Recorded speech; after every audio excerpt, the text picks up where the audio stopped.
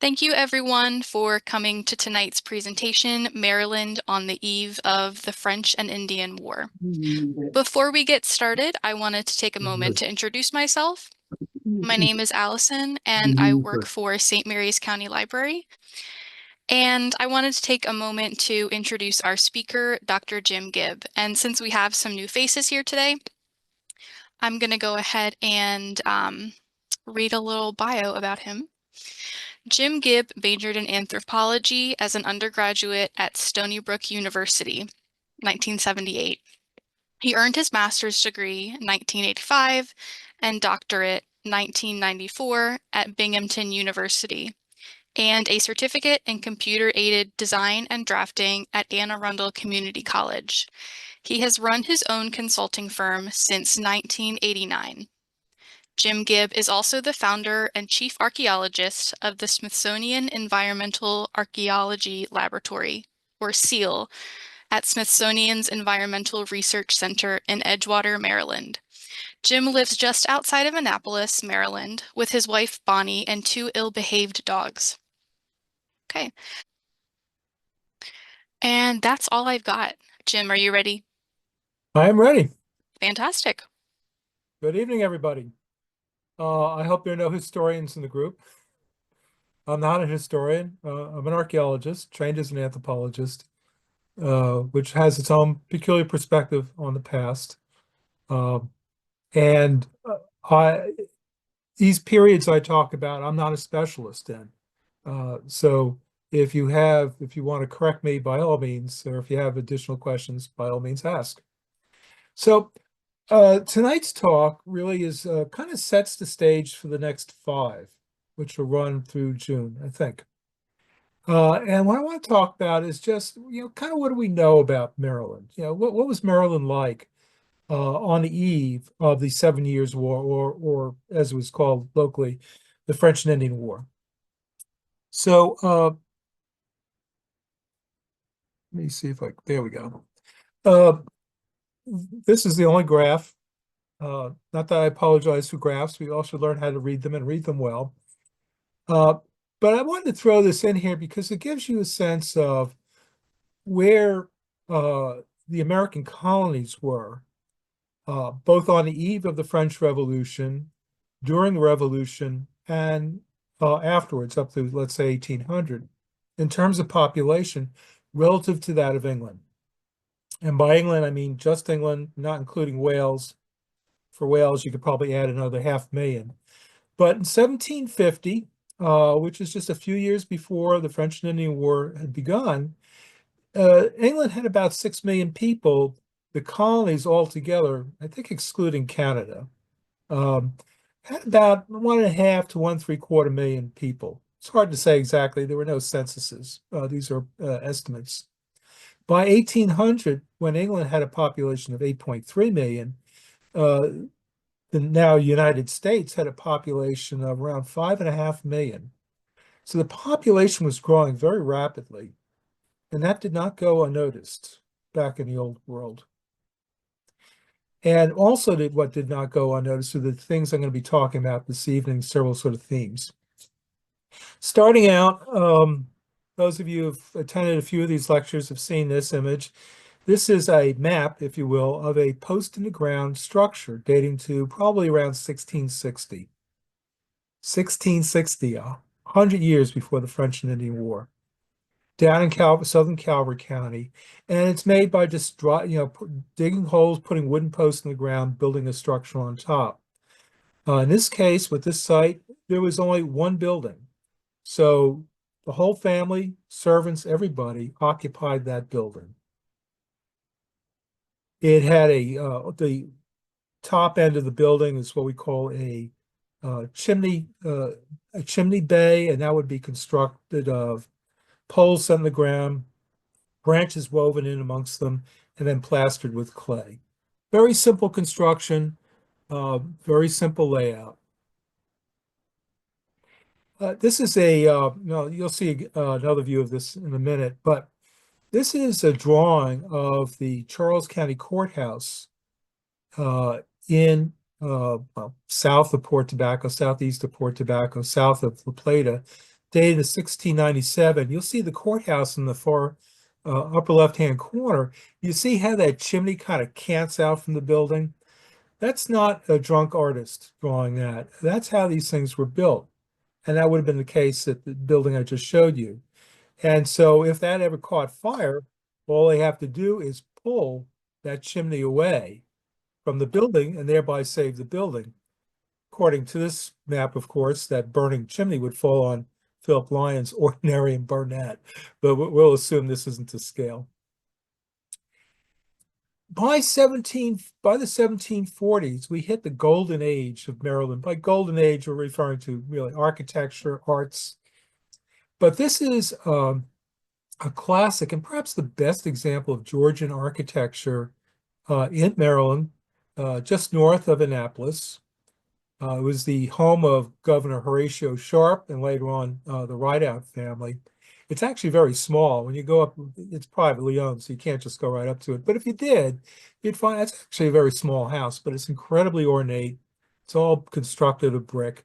It's pretty impressive. But of course, everybody didn't live in a building like that. We get structures like this up in areas up in the Piedmont, where we actually have building stone. And yeah, it's a fairly simple building. You can just barely make the chimney out on the far left-hand side. 1 or 2 rooms. This one probably, had a basement as well. Simple structure for, I would say, a prosperous farmer. And of course, buildings constructed for slaves. This one does not show a chimney. This building would have had to have been heated. But if you look at the ridge line of the building and the metal roof, it looks like there's kind of a patch in here. My guess is a chimney would have been there. But this building would have been heated and have served who knows how many people.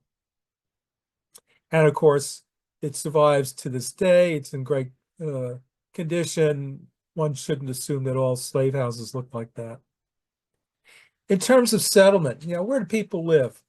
We know with St. Mary's City, as with Jamestown, it started out in a fortified village.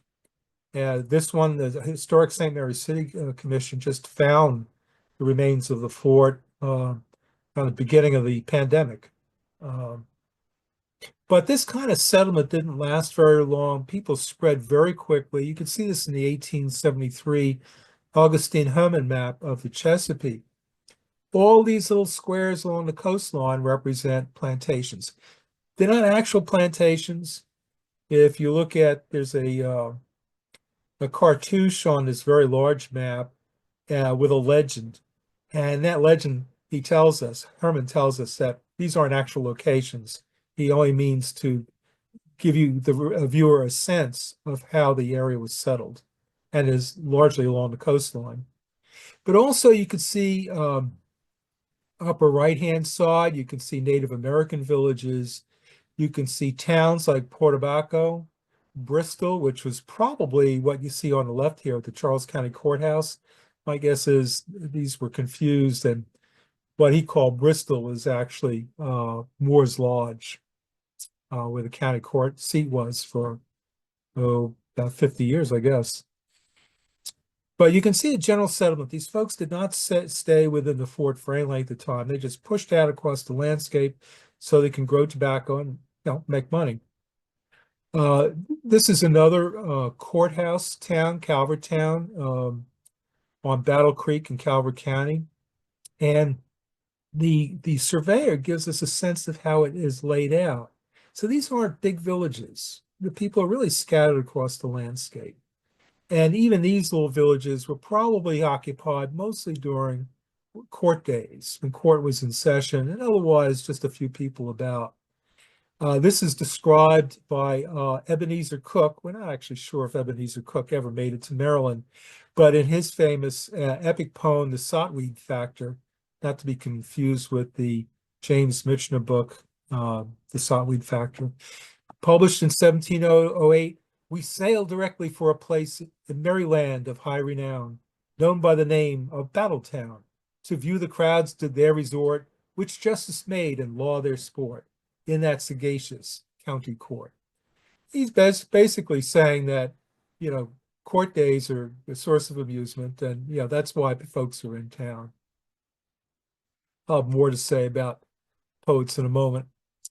As early as the 1660s and on to the first decade of the 18th century, the General Assembly planned a number of town sites around the Chesapeake, around the Maryland portion of the Chesapeake, and they were grid type affairs like what you see here. A lot of these towns never materialized, some did. This would have been very different from most towns in England, which grew fairly organically and not on a rational grid plan like this, which is great for traffic and a great way of maximizing the amount of land available. A view of Baltimore town in 1752. Again, a very scattered type settlement, and it doesn't, of course, give you a sense of what the rest of the area was like, which is dispersed plantations. So kind of a frontier place with a few villages. But, Annapolis grew, and it grew kind of big time, and it would have held its own against many towns in England at the time. Oops. Fashionable architecture, lots of trades, lots of commerce. It's a port town, very fashionable. Institutions, favorite topic of mine. If you get a bunch of people living in a particular area, a bunch of houses, that's a neighborhood. When that neighborhood develops institutions, then it becomes a community. And so we really are talking about the development of communities in Maryland. Education, we don't have any good numbers on it. My impression is that there are here and there schoolhouses like the Anne Arundel Free School of 1740. There are a few others, some like over what is now the Veterans Home, where there was a military academy that was planned as early as perhaps the Free School, but didn't really materialize until after the Revolution. We have King William's College, formed in 1690, I think, became what is now St. John's. McDowell Hall here was built by William Bladen, but not for use as a college. That came much later. But still, there was a college there in Annapolis. Think of Dartmouth, Harvard, Yale, College of New Jersey, which became Princeton.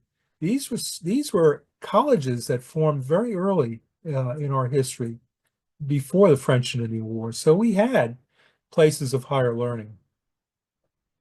And of course, churches, initially mostly Anglican and Roman Catholic, mostly Anglican throughout most of the colony. And some of these churches survive or occupy the sites of the original churches, like this one, All Hallows Church, which is just south of Annapolis, in essentially part of London town. But we get the Quakers were here as early as the late 1650s. And we have Quaker meeting houses like this up in Darlington, which is in Harford County, a little bit south of the Conowingo Bridge. And over on the Eastern Shore, near Easton, we have one of these meeting houses. There was a thriving Quaker community. There was one actually south of Annapolis as well. But in terms of institutions for the colony, none beat that ellipse you see on the left, which is St. Anne's Church, Anglican Church, and the one on the right is the state building, the legislative building. These were built early on. I mean, what we see now are new versions of them. But they're central in the city of Annapolis. This is, not sure what date I have on this, probably mid-20th century. But notice the radiating streets that come out of these circles. And they're still there with a grid pattern superimposed on it. Not great for traffic, but very symbolic. It's called a Baroque plan. And it really sets the two major institutions up on high ground and a central part of the town, in a way of saying, this is how this colony is structured in terms of the church and the state.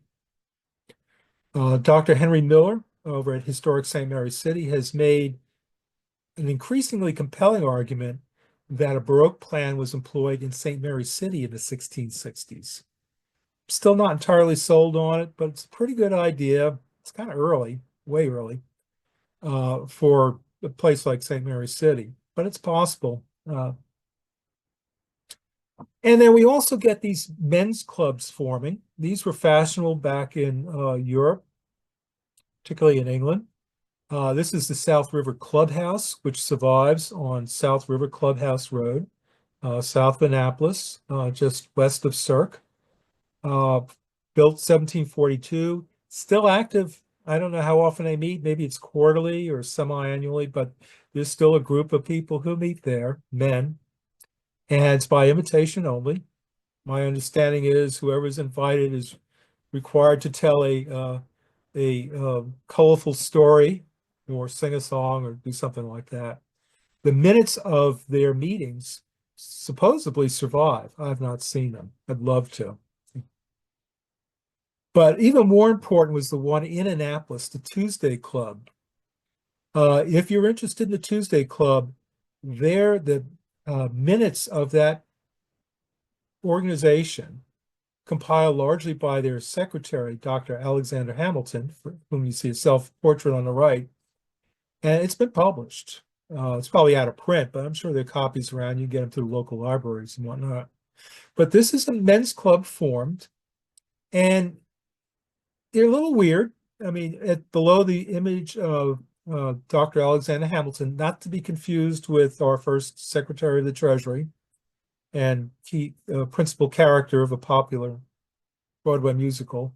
But his name in this group was Loquacious Scribble. He was the secretary. This is one of his drawings on the left. You could see somewhat raucous, lots of wine bottles and wine glasses toppled over on the table, a punch bowl, which would have been very alcoholic, in the middle of the table, chairs falling over. These guys are kind of wild and crazy. Their names appear on the left. Jonathan Grog, otherwise known as Jonas Green, who is the newspaper publisher, Sir John Knight, and Philo Dogmaticus, Slyboots Pleasant, and Tunbelly Bowser, a tun being another name for a kind of barrel. Jealous Spy Plot Jr., Captain Duio Ramble, I think that's how it was meant to be pronounced, Mary Make Fun, and Signor Lardini, also a reference to fat, and that was also Thomas Bacon. So Smooth 'em Sly and Polyhistor, and of course at the bottom is Secretary Scribble. So it all sounds very jovial and really quite silly. These guys would parade down streets at night in Annapolis, blowing horns and making a lot of noise and, just being kind of silly. But the idea is once a month, each member would treat all the other members to dinner at the local tavern. And it seems all very silly, but these aren't the elite of society. These are kind of the mechanics, the big merchants, kind of mid-level folks, upper mid-level. And this is their way of getting together, forming relationships. And that's really important as we start looking at not so much the French and Indian War, but we start looking at the Revolutionary War, because who was behind all this stuff? It wasn't just George Washington and Ben Franklin. An example of what they would do, this is Jonathan Grog, alias for Jonas Green, and this is his conundrum, and they were supposed to try to answer this. Well, pretty drunk. Why is matrimony like Polyphemus's eye? And I know I won't ask you guys because I know no one will get it. Because it is a great tie. No raucous laughter. It was probably funnier in the mid-18th century. And just one more. I won't try your patience. This is from Dr. Alexander Hamilton. Why is a Seville orange like a pox-curing quack? Again, quite drunk. They think it over. No one has an answer, so Hamilton gives them one. Because we have a peel. It's remarkable that we won the Revolutionary War, really. It's kind of, yeah. The next two images represent, depict slavery. They're both later than the period in question, but they're what I have. And you can't talk about the institutions of Maryland and of colonial Maryland without talking about slavery. And this is especially true for Maryland and the other southern colonies because the economies were really based on slave labor, as opposed to the northern ones where they had slavery, but the economies weren't really dependent upon them. And it wasn't just raising tobacco. They were farmed out. They were blacksmiths and wheelwrights. They worked on the iron plantations where we smelted iron. I'll get to that in a moment. This image is kind of interesting because it shows them having some fun. But if you look in the background, you can see the manor house.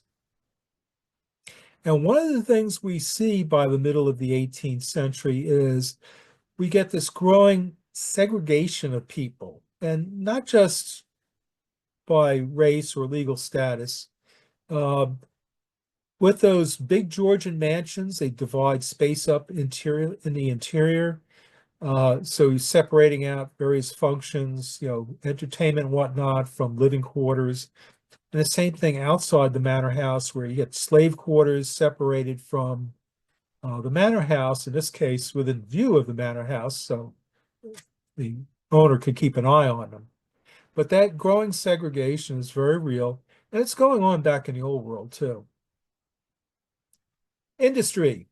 I won't look at the numbers too much, but you just glance at this and you can see tobacco was the #1 export. We were shipping out skins and furs, turpentine, particularly from the Carolinas and New Jersey, sugar from the southern colonies and the Caribbean. But tobacco was really a major export from the colonies. And it was something the British really valued, not simply because they liked to toke up, but because monetarily it was very important. In terms of imports, again, I don't want to go through the numbers in detail, but fabrics were the big thing because we weren't manufacturing them for the most part here in the colonies. We weren't allowed to. It was considered illegal. We could produce flax, linen. We produce flax, which would be turned into linen. We could produce wool. We could produce cotton, but all that stuff was supposed to be shipped back to the old world, where it would be manufactured into fabric and then shipped back. Cordage was important. That was probably, making ropes mostly for the maritime industry. A lot of that was probably used locally and not just was made locally and not just shipped in from the old world. But fabric and metals were the big things. Those are the things that were imported and that people truly valued because they weren't made here, for the most part. We were involved in milling. This is a grist mill. Those of you who've attended the mill talk, some of these mills were merchant mills. They produced the barrels of flour that would be shipped out. But a lot of them just produced for local markets, and not just wheat flour, but also cornmeal, especially in places like Maryland, Virginia. We had a glass industry that kind of sputtered along. The colonists down at Jamestown in the first decade of settlement there had experimented with making glass. Because fuel was so inexpensive here, wood that could be turned to charcoal, sand is readily available. It's something that folks thought they could make a profit out of, at least the stockholders back in London. But there were, after the Revolutionary War, there was a glass works out in Frederick, Maryland. There were works up in New Hampshire and other places. So this was an industry that was kind of struggling a little bit, but it was one of those things that we shouldn't have been making by law. What we could do was we could mine metal, iron, and to a much lesser extent copper. These things could be mined and smelted, but the supposedly, theoretically, would have been shipped back to England, where they would be manufactured into usable things and then shipped back again. Principio furnace in Cecil County, early 18th century. We had furnace operation in Laurel, Maryland. there were several places, and eventually it moved further west.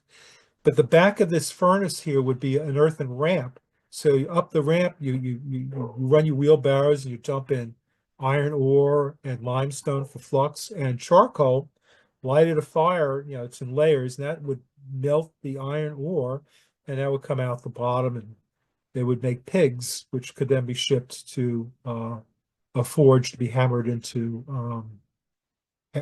wrought iron. Mineral Hill, I talked about last year. This is a copper mine out north of Eldersburg in Carroll County. No, yeah, Carroll County. And you can see the mining pits from that operation. I think we identified half a dozen buildings. It was in operation before the French and Indian War, producing copper.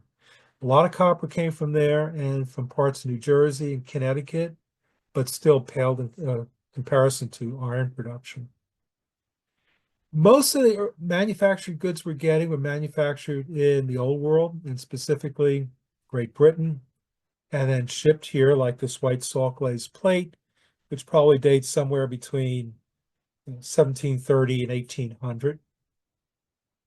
But there was some local pottery work going on as well. Down in, I think it's Bethabara in North Carolina, vessels similar to the one I just showed you, there was an attempt to make those there as well, but I think that was after the Revolution. But these red earthenwares were made from New England down through Philadelphia, Baltimore, not Annapolis particularly, and they were readily identifiable as locally made. The same way somebody looking at a suit of clothes would say, hey, that's homespun. They could look at a vessel like that, vessels like these, and say, oh, those were locally made. They might even know what pottery they came from. That's really important during, not so much the French and Indian War, but later with the War for Independence, then later on, the years leading up to the War of 1812, because having stuff like this and wearing homespun clothing was a statement that you were in for the home team. You're against Great Britain. Some very beautiful silver work done here in the colonies in Annapolis and Philadelphia by Philip Singh, father and son. This inkstand set supposedly was used for the signing of the Declaration and of the Constitution. I don't know if that's true. It doesn't really matter. It's a pretty nice piece. And in Annapolis, we get the works of William Ferris. Up in Philadelphia and Princeton, we get Elias Boudinot. These aren't great pictures. I mean, I stole them out of books, but you could tell this is nice stuff. This is not some backward frontier area. In terms of intellectual life, I'd throw Joseph Banks in here. He never made it to, at least not this part of North America. But he was a big promoter of cannabis, and not for the reasons that Ray thinks. No, it's for making rope. It's fiber that's really critical for making rope, which would have been necessary in the port towns, make rope for those incoming ships so they can replace their lines. So he promoted that, and it became big here in Maryland, more Western Maryland. Probably around the French and Indian War and afterwards, out Frederick area. But if you look at good maps of the port towns like Annapolis, Boston, Philadelphia, you'll see these really long buildings, hundreds of feet long, but very narrow. Those are rope walks. That's where they would actually make the rope. In London town, which is just south of Annapolis and just north of Cirque, we have Dr. Richard Hill. He bugged out in 1739 for the Madeira Islands because he was in debt. He was basically escaping debt. Well, I think he ended up paying, but he owed later on. But he was a wine merchant, a physician, but he was a citizen scientist. He experimented with plants and reported what he found back to the Royal Society, mostly through Peter Collinson. I think mostly scientists in the colonies worked through Peter Collinson. But Benjamin Franklin and John Bartram, both in Philadelphia, Cadwallader Colden and his wife, his daughter, Jane, up in New York. And there were people around here who were doing observational science, recording what these plants look like and various sorts of animals. They'd send specimens back to London. A little bit of experimentation like Benjamin Franklin. So there was an active intellectual life here too. But when if you've seen the Ken Burns bit on Benjamin Franklin, you could see he was well known back in Europe as a scientist and well respected. William Buckland was an architect and I guess saw some building. He's right around during the French and Indian War. He more than anybody else brought that Georgian style, like I showed you with the Whitehall house, Governor Horatio Sharp's house. He really brought and developed that style here in the colony. It was very fashionable. We had buildings that looked just like buildings back in London and increasingly in Edinburgh. And that was really a big thing for the colonists. They wanted to be fashionable. The Brits tend to think of us as aping them, derisively characterizing what the colonists were doing as aping. But we were really, this was a fairly fashionable area.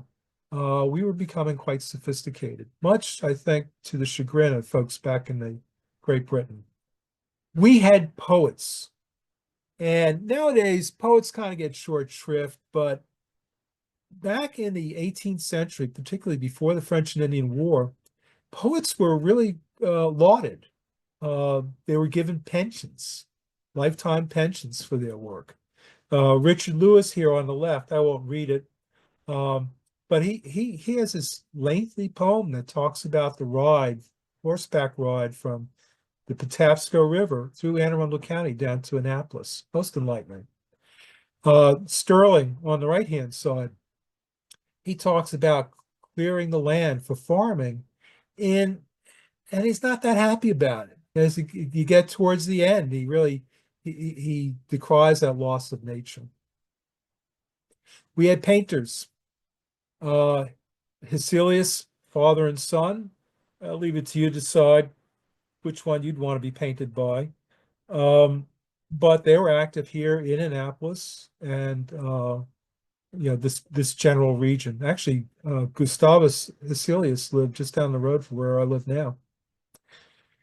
Printers, Jonas Green, again, loquacious scribbler of the Tuesday Club, published the Maryland Gazette.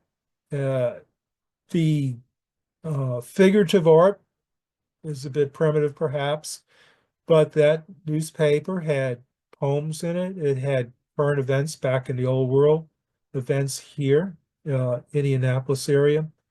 The interesting thing, though, is that, and there were a number of these printers, and Philadelphia, obviously, we had Benjamin Franklin, but there are printers up and down the East Coast publishing mostly for a local audience.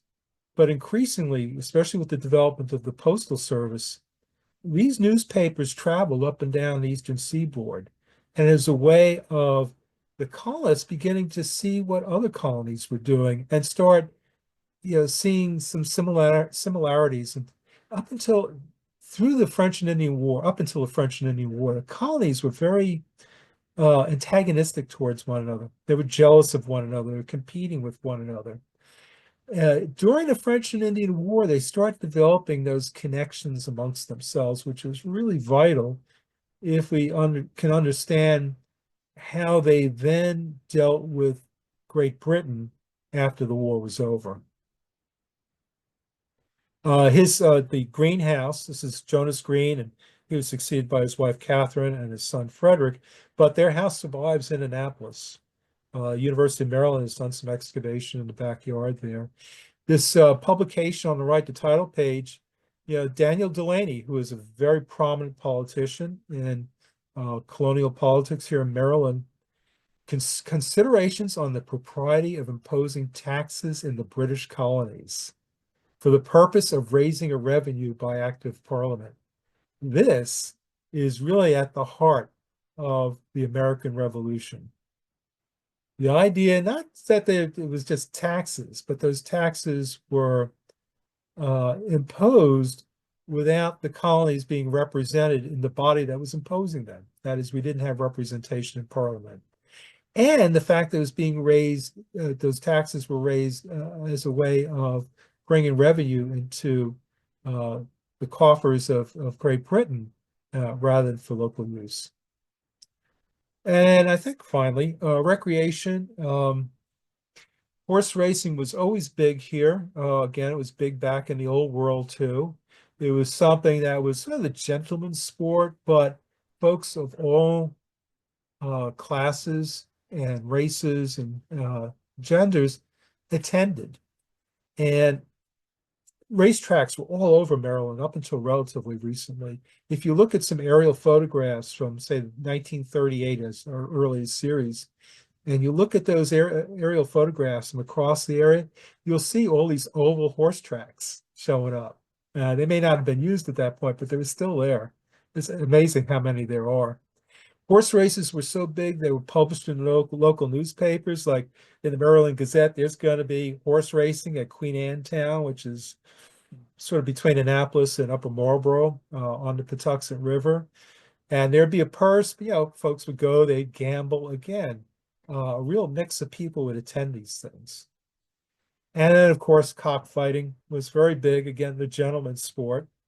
Don't let the image fool you. This is obviously staged, and we've got women and black people and all that in here. So I wouldn't say that folks mingled quite like that, but again, a wide range of people would attend these events and bet on them. I'm not going to talk about environment. Well, yeah, I will. Because, I work with the Smithsonian Environmental Research Center. It seems appropriate to say a little bit about the environment. We were having considerable effect on the streams and soils of Maryland through largely poor agriculture, but also industrial. Patuxent River, a lot of the debris in there, a lot of the sediment and silt came from the iron furnaces up in Laurel as early as the 1730s. And this is not peculiar to this particular part of Maryland or to Maryland in general. It's up and down throughout the colonies, these environmental impacts people were beginning to notice. In this case, it starts off this the known destruction to the breed of fish, and here they're probably talking about herring, which come up and spawn up the Patuxent River, and also the great loss of navigation. So this is becoming a common problem here and elsewhere.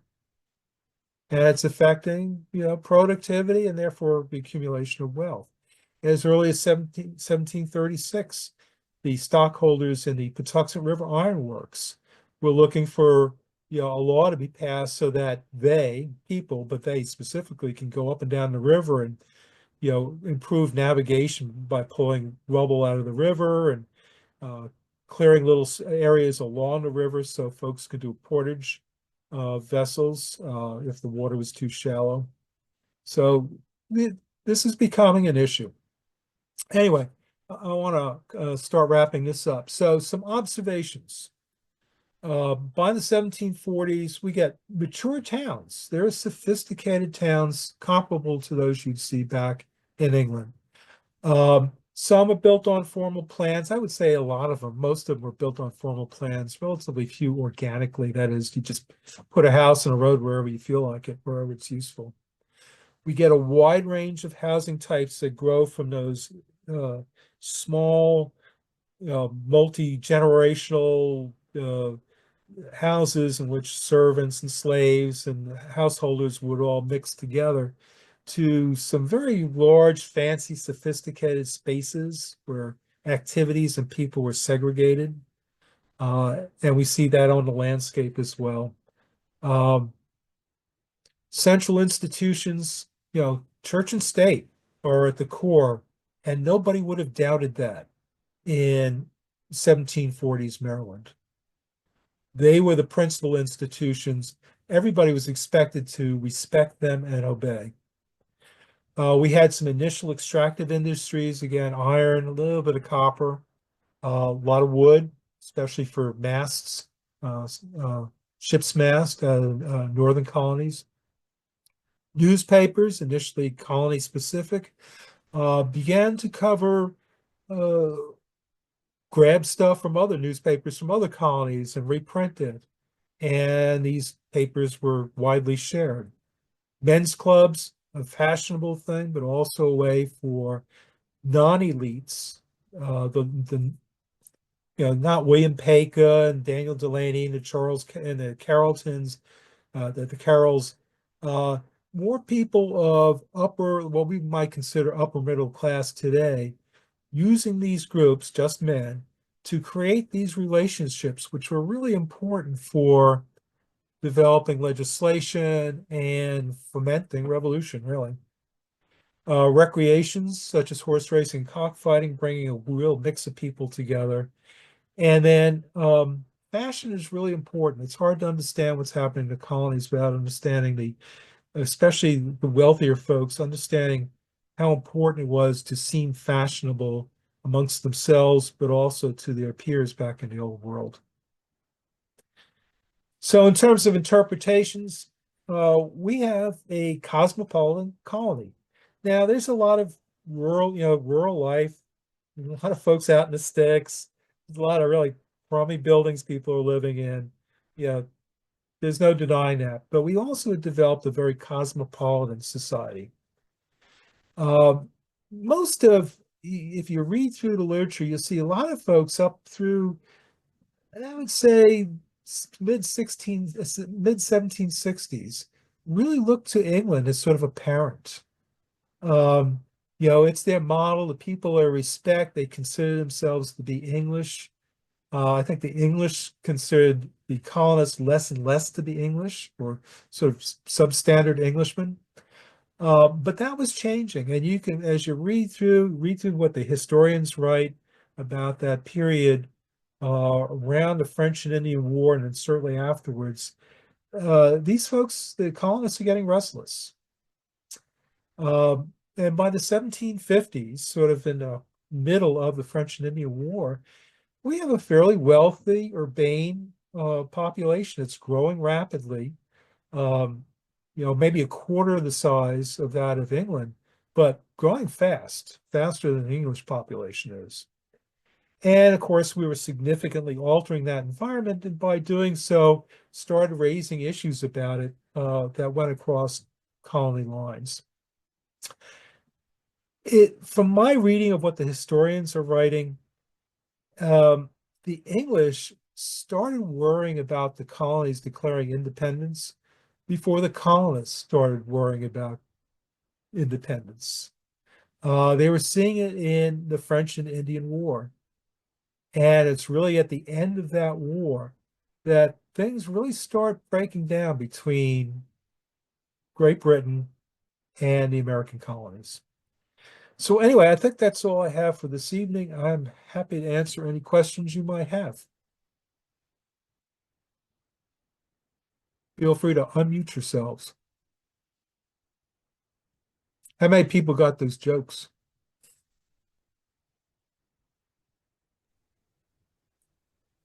Nancy did. Some of Okay. them looked a little familiar, especially the second one about the orange and peel. Yeah, I but think that's Amy said it was an early form of dad joke. Right, I agree with Amy. Yeah, They were bad, yeah, bad. yeah, yeah. These guys. If you could, I think the name of the person who published the book is Eileen Bresner or something like that. But if you Google search Tuesday Club Annapolis, you should be able to find the book. And again, it's probably out of print, but there may be copies for sale. It's a hoot. But it also, it's this incredible document that's available. And it makes a lot more sense too if you do a little research into these sorts of clubs in the other major cities in the colonies and also back in the old world. Again, it's another one of these fashionable things, just like coffee houses. So Jim, Sure. I think I told you that I have discovered just in the last year that my late husband's part of his family came from early Maryland, including Anne Arundel County and back to the 1600s. So I'm trying to find out more about that, like what these people were doing, where they live. Yeah. Yeah. I- The difficulty with the 17th century is that when we find records, they're usually legal records. So somebody's suing somebody, somebody's buying land, somebody is in big trouble with the authorities. Maryland is not a great place for primary documents, for non-governmental documents. Ledgers, diaries, letters. I mean, we have some of that, certainly. But compared to New England, it's an impoverished record. So we can find people, like his ancestors, but we tend not to learn a lot about them. It's only when we get the censuses in the mid-19th century and onwards, the federal censuses with population schedules and agricultural schedules, that we can really start learning more about the mass of people who are mostly farmers. But compared to New England, it really is disappointing. Anybody else? Next week, I want to actually talk about the French and Indian War, and I'm going to focus on not so much the battles, but let's say the fortifications in Maryland and Pennsylvania. And what I'm thinking of doing is carrying that over into March and focusing more on the New England material, of which we have a fair amount, again, thanks in large part to Dave Starbuck. Can you read chats for me, Allison? Because I can't, they're too small for me to see. So one thing I posted was just a link to the book about the Tuesday Club in Annapolis. And then Sarah posted a message. She said, "Hi, Dr. Gibb, it's Sarah. I'm fascinated with the fashionable items being more mass-produced in the colonies. Is this well reflected in the archaeological record?" Archaeologically, most of what we find is English ceramics specifically, and bottle glass. It's a little harder to narrow down, and table glass, goblets and whatnot that are probably English for the most part, made outside of London, but could be made from some continental sources. We find Venetian glass and Dutch glass, but much earlier. What we do see, we find some locally made material. We don't find as much of that around Annapolis because we weren't making that stuff around Annapolis. But as soon as you start heading west, out towards Frederick, you start seeing a lot of locally made ceramics. And we find them in this area as well. And I've always wondered, if we dig up around a tavern site, and all of a sudden we find a bunch of locally made red earthenware. By locally, I mean, Baltimore, Philadelphia, and proportionally increasing versus the imported goods. Is that a tavern owner who is serving food and drink in locally made earthenwares as a political statement? And can you find another tavern in the larger towns, or maybe even in London town, where that's not the case, where you're finding just English-made stuff, and maybe that's a statement about, they're basically loyalists as opposed to patriots. No one has made a study of that, to my knowledge. There are a number of tavern sites that have been excavated up and down the eastern seaboard, all the way down to New Bern, North Carolina, up through Boston and further north. It would be very interesting if we get deposits that we could say, okay, these deposits date to, in this case, probably not the French and Indian War, but let's say the late 1660s and certainly the late 1760s and into the 1770s. Do we see a lot of that? And then do we see it again during Jefferson's embargo acts of 1807, 1808, up to the War of 1812. So archaeologically, you may be able to identify political affiliation based on the kinds of material you recover. Any other questions, complaints, disputes? I'm willing to be corrected. Oh, yeah. So I put a link in the chat to Dr. Gibbs' presentation next month about the French and Indian War.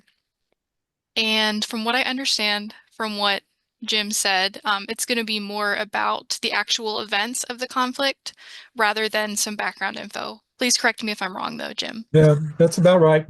Okay.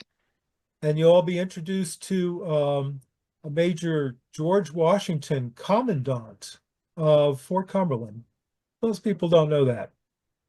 He actually had a command. He wasn't just Braddock's sidekick when Braddock got defeated. So we'll talk a little bit about that. I put a little note in the chat that said that I believe that nettles were also used to make cloth and cordage during the 1700s and 1800s. And sometimes it was blended with flax and sometimes it was used alone. Yeah. Janet obviously is involved in sheep to shawl kind of stuff, right? Yeah. Yeah. I've yeah, watched somebody process nettles. It's hard work. You have to wait till they grow. You have to peel off the leaves. Then you have to let the stems dry. Then you have to break them open and peel out the cordage on the inside. Then you have to, then you can start spinning that. And flax is not easy to work with either. Yeah, flax is pretty much the same process, although they would wet the flax. That is, they'd soak it in water. Yeah. Usually ponder something, they'd lay it out and let it kind of rot a little bit. And beat it too. Yeah. Yeah. So these are labor intensive. But again, if you look at the various laws, most of these things we were not allowed to make. That was not our job. And I talked about this in the previous talk about mercantilism, where the object is for us to produce the colonies, and they're around the world, British colonies, to export raw materials and import manufactured goods, which is great for the motherland. They do really nicely because they buy, we can't, there's no competition for what we produce. All of our tobacco has to go to England or Ireland. If we were able to sell France, the Netherlands and whatnot, there'd be some competition, we get better prices. So we lose out. One of the arguments of the colonists, the independent, when they're working towards independence, was we're being taxed in that respect because we're not getting as high a price for our goods as we could if we're allowed to trade with whomever we wanted. How vigorously? Oh, I'm sorry. Go ahead.